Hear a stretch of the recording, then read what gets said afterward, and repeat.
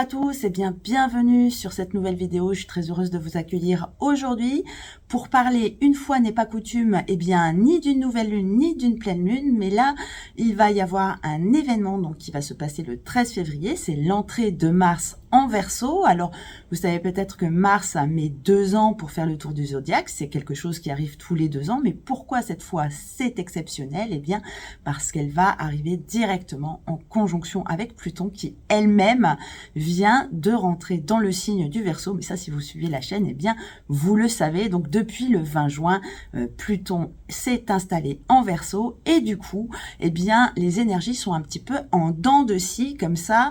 Donc lorsqu'il y a des planètes qui viennent un petit peu la titiller, nous on le ressent très très fort. Sinon, ce sont des énergies qui sont assez latentes, étant donné que la planète mettra longtemps à traverser le signe du Verseau, mais une arrivée comme ça dans un nouveau signe pour une planète silente, un changement de signe, c'est déjà très important. Et le fait que Mars arrive juste en conjonction 3 semaines seulement après son arrivée, c'est un moment très très fort et je pense d'ailleurs que c'est le moment le plus fort de l'année 2024. Donc à l'heure où je tourne cette vidéo, nous sommes le 7 février et demain et après-demain, on va commencer à ressentir les effets de la prochaine nouvelle lune. Donc ça va être un cycle très très important, ce cycle lunaire. Donc je vous rappelle qu'il va commencer vendredi soir très très tard. Et d'ailleurs, si vous ne l'avez pas vu la vidéo, je vous invite à aller la voir parce que cette vidéo fait un peu suite à ce qui s'est passé au niveau de la nouvelle lune. Donc si vous voulez, je vous mets le lien ici. Voilà, donc avant de commencer, comme d'habitude, si vous souhaitez soutenir la chaîne, n'oubliez pas de liker, de vous abonner si ce n'est pas déjà fait. Et puis surtout, mettez-moi en commentaire comment vous ressentez les énergies du moment. J'ai eu pas mal de retours par rapport justement aux journées des 2 et 3 février qui étaient très difficiles sur le plan émotionnel pour beaucoup. Et oui, la lune était en Scorpion, en carré à Pluton. Et voilà, comme je vous le disais, à chaque fois que Pluton reçoit des énergies comme ça d'une planète, c'est toujours compliqué. Et donc, quand c'est la lune, forcément, ça touche le niveau émotionnel. Et puis, ça peut, pour les plus sensibles à la lune, notamment les dominants lunaires, ça peut générer pas mal d'angoisse, en fait, d'émotions comme ça, contradictoires parfois, qui viennent un petit peu nous secouer. Mais Pluton est là justement pour nous secouer dans le signe du Verseau.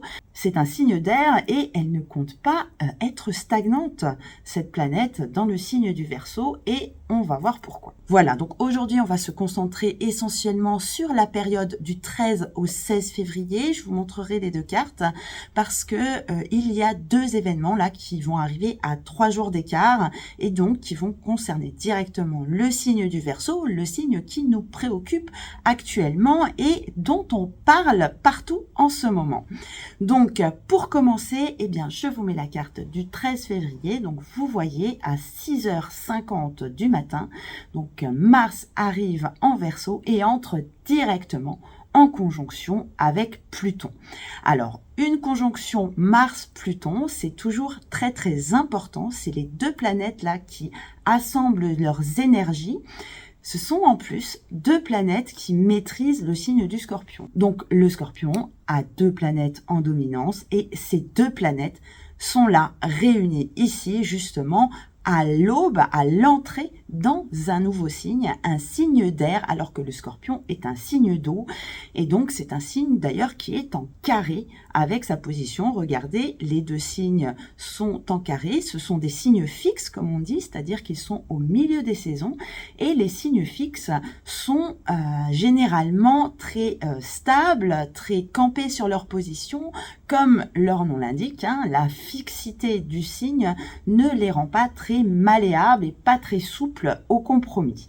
Voilà, donc déjà, on a déjà ce cadre-là, Scorpion, Verseau, le carré, et les 2 planètes du Scorpion, là, qui sont en carré à leur signe de domicile, ça sera déjà très très compliqué pour elles. Pourquoi? Parce que c'est un élément d'air, le Verseau, et le Scorpion est un élément d'eau. Donc, mélanger de l'air et l'eau, ça a toujours été très compliqué. Donc, pour faire de l'eau gazeuse, il faut des machines, c'est compliqué. D'ailleurs, c'est aussi le principe du Verseau, c'est la technologie, c'est l'innovation technologique. Mais là, dans la nature, ça ne fait pas forcément bon ménage. Et de plus, le fait que le Verseau soit un signe d'air, lorsque Mars va rentrer dans le signe, étant une planète de feu, eh bien l'air du Verseau va attiser le feu de Mars et en conjonction avec Pluton, la transformation, eh bien ça peut nous donner des situations explosive, alors soit au niveau mondial, parce que nous sommes ici en présence de Pluton, qui est une planète qu'on appelle mondiale, collective, qui agit sur l'ensemble de la planète par rapport aux planètes personnelles. Mars en est une d'ailleurs, de planètes personnelles, et donc ça va aussi pouvoir jouer sur nos vies à nous, à chacun, mais ça sera en fonction de nos thèmes, bien évidemment. Pour mieux comprendre cette conjonction, eh bien, on va s'intéresser déjà à la symbolique des deux planètes. Eh bien, avec Mars, tout simplement, on a affaire au dieu de la guerre, hein, le dieu Mars romain. Donc voilà, on est sur le feu guerrier à ce moment-là, et du coup, c'est une planète qui peut aussi déclencher des choses brusques et soudaines. On est sur des aspects un peu militaires, et puis du coup, il peut y avoir justement des choses comme ça cachées qui sont un petit peu latentes et qui arrivent brusquement. Et de plus, Mars, quand elle arrive en Verseau, eh bien, ce sera un signe de même polarité qu'elle, hein. On en a déjà parlé des polarités. On a des signes et des planètes positifs ou négatifs. En astrologie, on dit féminin ou masculin, et si vous préférez, on peut dire yin et yang, hein. Ce sont les mêmes principes, mais là, ce sont une planète et un signe masculin, donc, qui symbolise également l'action. Donc, on peut s'attendre à des actions ici, au niveau mondial. En tout cas, ça va bouger, c'est sûr, parce que avec Pluton ici, Pluton qui est la planète de la grande transformation, et comme je vous le disais, les transformations se font sur plusieurs années, mais lorsqu'une planète intervient, et comme ici Mars notamment, qui est quand même la plus active des planètes, hein, c'est le feu du Bélier, le premier signe du zodiaque, hein, ça représente les forces de croissance, toutes les forces, toutes les énergies qu'il faut, par exemple, pour faire décoller une fusée, c'est ça un petit peu le feu du Bélier. Eh bien, le feu du Bélier, là, représenté par Mars, viendra allumer la mèche de quoi? De Pluton, qui pourrait représenter la poudre. Et donc Pluton, comme on le sait, c'est le dieu des enfers, le dieu des grandes transformations. Il nous aide à évoluer, à changer, mais comme vous le savez, les grands changements, eh bien, sont parfois difficiles, mais c'est souvent un mal nécessaire. Alors, comme on l'a vu, Mars rentre dans le signe le 13 février et elle restera dans le signe jusqu'au 22 mars. Là, elle ira en Poisson et là, ça sera une autre histoire, mais ça, on verra sur la vidéo de Mars. Donc, ce qu'il faut savoir, c'est qu'elle va agir très très fortement, surtout les quelques jours qui suivent son entrée. Elle est sur 5-6 jours environ.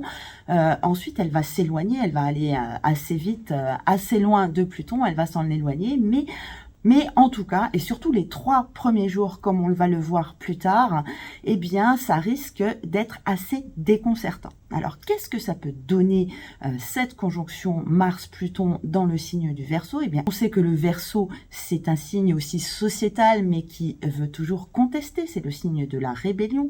Eh bien, ça peut donner justement des conflits de pouvoir.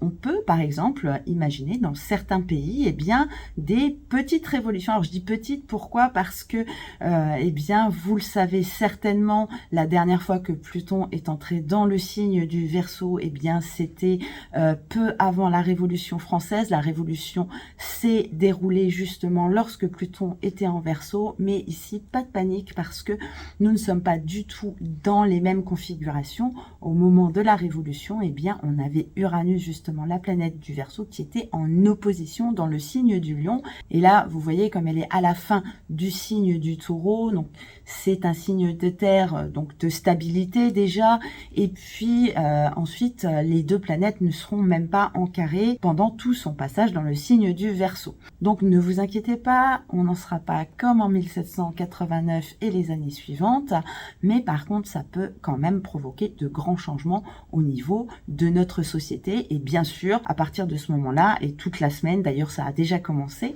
hein, on va avoir de grands mouvements de contestation. Alors c'est vrai qu'ici je vous parlais des mouvements des agriculteurs qui a l'air de s'être tassés, mais oui, en France bien sûr, sûr, par contre, si vous regardez en Espagne, en Italie, dans l'Europe de l'Est, enfin l'ex-Europe de l'Est, eh bien, les agriculteurs sont bien sûr toujours en colère et Bruxelles, du coup, est du coup soumise à des pressions.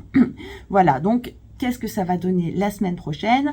Ici, on va avoir la nouvelle lune qui va déjà recommencer à réveiller les esprits. Et puis, cette conjonction le 13 qui va se passer quelques jours après la nouvelle lune, donc 4 jours après, eh bien, ça va encore monter les énergies d'un cran encore. Et justement, après cette nouvelle lune dans le signe du Verseau, la lune qui aura instiller les énergies populaires. Hein. La lune représente le peuple également, tout comme le signe du Verseau. Donc, on risque d'avoir énormément de colère populaire se lever, s'intensifier, hein, parce que je pense qu'elles se sont déjà levées. Comme je vous ai dit, on est vraiment en dents de scie hein, sur ces moments-là. Donc, à partir du 9 et de la nouvelle lune, donc, on risque d'accélérer un petit peu le mouvement. Et en fait, le mouvement, il va être en dents de scie, mais en montant.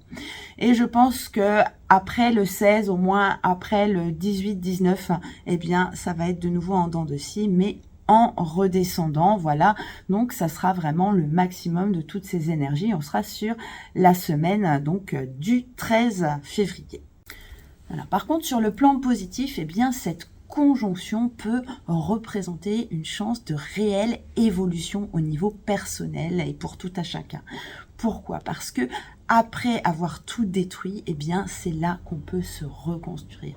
Vous savez, en développement personnel, on essaye toujours de se défaire de nos habitudes qu'on a pris avec nos conditionnements, avec tout ce qui est croyances limitantes, l'image qu'on a de soi, l'image de ce qu'on doit faire, ce qu'on attend de nous, le regard des autres et tout ça. Eh bien là, avec le Verseau qui nous demande de cultiver notre originalité, eh bien, ça va pouvoir nous permettre de sortir de notre zone de confort et puis de nous révéler comme nous sommes. Et d'ailleurs, on va le voir aussi sur la carte du 16 février et notamment aussi sur la prochaine pleine lune, donc ça sera le 24 février. On va avoir comme ça pas mal d'énergie de libération hein, avec le signe du Verseau. Vénus va venir dans le signe. Je vous rappelle que en mai 68, les années 60 en général, un petit peu avant, on avait une conjonction Uranus donc qui nous ramène au Verseau avec Pluton, c'était dans le signe de la Vierge et du coup on nous demandait d'être moins sage. Eh bien cette conjonction-là en Verseau du coup va peut-être nous permettre de nous affirmer, de nous révéler tels que nous sommes et on verra ça tout à l'heure. Et là, il y a un aspect très très intéressant sur cette carte. Regardez, c'est un iode. Un iode, c'est une figure qui fait une pointe, qui nous montre un petit peu comme une flèche, qui nous montre la lune noire. Alors, la lune noire, c'est vrai qu'on n'en parle pas beaucoup, on l'appelle aussi Lilith.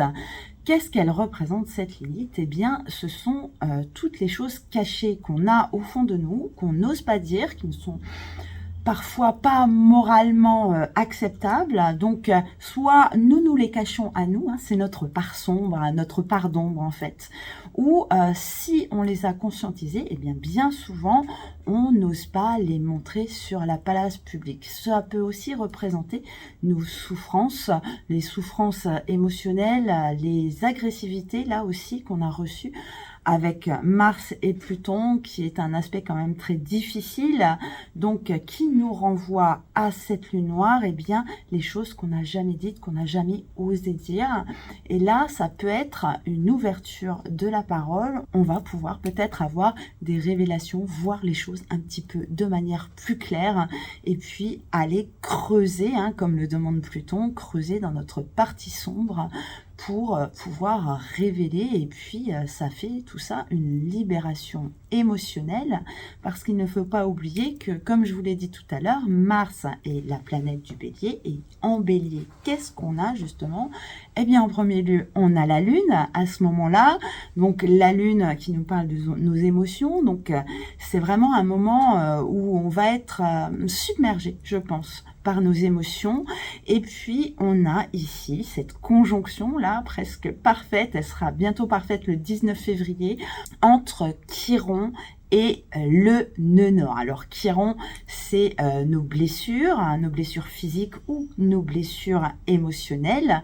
Et puis, forcément, comme vous le savez, le nœud nord, c'est l'endroit où il faut aller. Alors à ce moment-là, tous ces indices nous ramènent à nos blessures passées, à nos blessures émotionnelles qui vont certainement ressurgir et qui vont refaire surface. Mais comme vous le savez, en psychologie, eh bien, quand la parole s'ouvre, eh bien, c'est déjà ça de gagner et ça commence à aller mieux et on commence un chemin de reconstruction.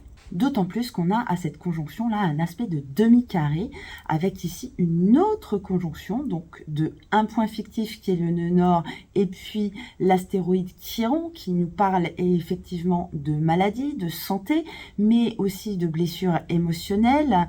C'est le moment là d'aller chercher au plus profond de nous nos blessures passées. Je sais, on en a déjà parlé beaucoup à l'automne. À l'automne, on s'était déjà beaucoup préparé avec la conjonction Mars-Soleil en Scorpion. Et bien là, on va continuer ici avec cette conjonction nœud nord Chiron en Bélier. Bélier qui symbolise la tête en astrologie médicale. Eh bien, c'est tout ce qu'on a dans la tête et qu'on va devoir sortir à un moment ou à un autre. Eh bien, cet aspect-là de demi-carré va nous pousser dans nos retranchements et plus ou moins nous forcer la main pour sortir ce que l'on a à sortir. Alors c'est sûr que dans les familles, ça risque d'être compliqué parce que on a la lune là qui est justement aussi en Bélier, en conjonction assez lointaine justement à cette conjonction Chiron nœud nord, elle est encore à 10 degrés, mais elle va passer très vite. La lune met 2 heures pour faire 1 degré, donc pour faire 8 degrés, elle va mettre 16 heures, donc le soir même ou le lendemain dans la nuit, eh bien, elle va venir en conjonction, cette lune, et du coup nous provoquer des grosses tensions émotionnelles. Donc, on peut déjà en déduire que surtout les dominants lunaires, comme je le disais tout à l'heure, eh bien, la nuit là du 13 au 14 février, eh bien, ça sera très compliqué. Il peut y avoir énormément de choses qui peuvent remonter à ce moment-là. Voilà, donc je vous propose de nous transposer 3 jours après. Donc voici la carte du 16 février. Donc c'est l'entrée de Vénus dans le signe du Verseau. Vénus qui rentre à son tour là et qui nous fait une triple conjonction. À peu près vers 15 heures, la Lune aura été en carré quasiment exact au Soleil. Donc, la même journée, en fait, on aura ce carré de tension là entre Uranus et le signe du Verseau, d'où ce carré. Et puis, en même temps, on va avoir Vénus qui va arriver. Alors, cette triple conjonction qu'on voit là dans le signe du Verseau, eh bien, moi, elle me fait penser au mouvement LGBT. Pourquoi? Eh bien parce que on a les deux archétypes de l'homme et de la femme. Et puis on est aussi sur l'amour, avec Aphrodite, Vénus, qui est amoureuse de Mars, parce que c'est son amant dans la mythologie grecque. Donc déjà, c'est un amour de transgression, cet amour Vénus-Mars. Lorsqu'on est en Pluton, eh bien Pluton a aussi, justement, dans sa partie sombre, une part de sexualité, mais de sexualité un petit peu non conventionnelle. Et lorsqu'on ajoute à ça le signe du Verseau qui a des valeurs anticonformistes et qui va contre la tradition, qui aime la transgression, eh bien pour moi c'est vraiment tout ça mêlé, c'est vraiment le signe d'un grand mouvement de libération sexuelle, voilà. On n'est pas en mai 68, mais on va pouvoir voir, je pense, à partir de ce moment-là, un grand mouvement, une grande exposition, justement, de ces mouvements qui vont pouvoir s'exprimer, voilà. Et regardez la Lune, elle est à 28 degrés à ce moment-là du signe du Taureau. 4 heures après, elle arrive juste dans le signe des Gémeaux, donc elle sera en trigone, en aspect positif, et le signe des Gémeaux nous ramène à la parole. Donc là, c'est la liberté, mais vraiment affirmer, exposer et exprimer, comme on pourrait dire. Donc, je pense que le week-end, là, du 16, 17, 18 février, alors je ne sais pas s'il y a des manifestations de prévues, mais en tout cas, on pourrait voir des choses comme ça se réveiller, peut-être des mouvements, des manifestations justement pour les droits LGBT, pour les droits d'ouverture à la sexualité, voilà, mouvement transgenre et tout. C'est pas mal d'actualité en ce moment, mais là, on va pouvoir avoir une vraie résurgence à ce moment-là. Et puis du coup, avec l'arrivée de Vénus en Verseau, ça nous fait maintenant 5 planètes dans le signe du Verseau, donc la triple conjonction dont je viens de parler. On a Mercure qui représente aussi la parole, qui est liée au signe des Gémeaux également, donc ça renforce encore cette idée d'expression, bien sûr. Et puis, on a le soleil là, qui vient mettre en lumière le signe et qui vient mettre en lumière justement toutes ces idées, des idées progressistes, novatrices. Et puis, les gens qui sont plus ou moins traditionnalistes, eh bien, ils sont toujours représentés par Saturne qui est en Poisson, qui est un petit peu noyée, elle ne se sent pas bien du tout cette planète dans ce signe, et du coup elle n'est pas à l'aise, elle est en train de surnager comme ça, donc elle ne va pas trop s'en occuper, et du coup je pense que ça peut être vraiment une explosion sur cette thématique de liberté sexuelle, peut-être aussi de liberté de la femme aussi, peut-être que la femme va vouloir reprendre son pouvoir, voilà, toutes ces thématiques vraiment d'actualité au niveau du genre, ça c'est sûr, on parle bien sûr du genre, l'égalité des genres, et puis justement avec le Verseau, là, des grandes communautés qui pourraient justement s'installer peut-être au cours de fêtes ou de manifestations, comme je vous l'ai dit tout à l'heure, et qui ne seront pas justement entravées par la volonté publique, le pouvoir politique qui lui est en train de regarder ailleurs. Voilà, donc ça, je pense que ça sera 2 moments forts là sur la semaine prochaine. Et puis, on verra le 24 février avec la pleine lune, eh bien, tous ces mouvements vont s'amplifier encore. On verra ça sur la prochaine vidéo, mais en tout cas, sachez que les planètes avancent. On aura le 10 mars un carré entre Mars et Uranus. Donc là, il y aura aussi peut-être des choses qui vont ressortir, des choses qui vont pouvoir s'étaler, des colères qui vont ressortir. Donc ça sera pour le 10 mars. Donc j'en reparlerai dans la vidéo mensuelle, bien entendu, comme chaque mois. Voilà, donc a priori, je pense avoir tout dit sur ces cartes. On voit vraiment qu'il y a une grande possibilité d'évolution, une grande possibilité de changement. Après, comment nous allons utiliser ces énergies? Eh bien, comme je dis toujours, c'est à nous de le décider avec notre libre arbitre. On a des énergies et c'est à nous d'en faire ce que nous voulons, selon nos valeurs, selon notre conscience, selon nos idées de la vie. Voilà ce qu'on pense être le mieux pour tout le monde. Voilà, mais écoutez, sur ce, je vous remercie de m'avoir écouté. J'espère que cette vidéo vous aura un petit peu éclairé sur les événements de la semaine prochaine. Et quant à moi, je reviens vous voir très bientôt pour l'analyse de la prochaine pleine lune. Ce sera le 24 février prochain. En attendant, prenez soin de vous, c'est très important et très belle semaine à tous.